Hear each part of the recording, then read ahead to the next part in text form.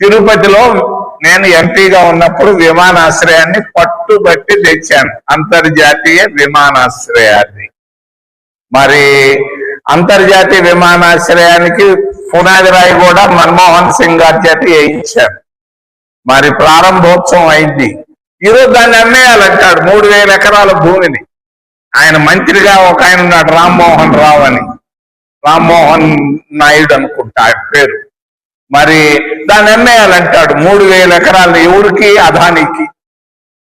త్రివేంద్రంలో ఒకటి అమ్మేశారు, మరి తిరుపతిలో అమ్మాలనుకుంటున్నారు.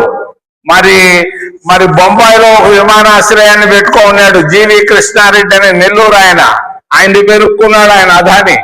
మరి ఈ విధంగా విమానాశ్రయాలని బస్ స్టాండ్లను అమ్ముకోవడం ఎంతవరకు ధర్మం? నేను ఇంకోటి కూడా అడుగుతాను, విమానాశ్రయం అవసరమా? నేను అడుగుతా, విమానాశ్రయాన్ని మొదలు పెడితే ఎంతమంది ఎక్కగలరు? ఆయన రావచ్చు స్పెషల్ ఫ్లైట్ లో, హెలికాప్టర్ లో మొదలు స్పెషల్ ఫ్లైట్ లో రావచ్చు. దాని కొరగా విమానాశ్రయానికి 1000 కోట్ల రూపాయలు కుప్పానికి ఖర్చు పెట్టడం ఎంతవరకు ధర్మం?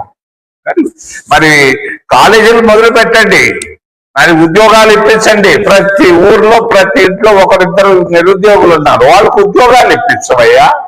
హాయిగా బతుక్కుంటారు, నీ పేరు చెప్పుకుంటారు.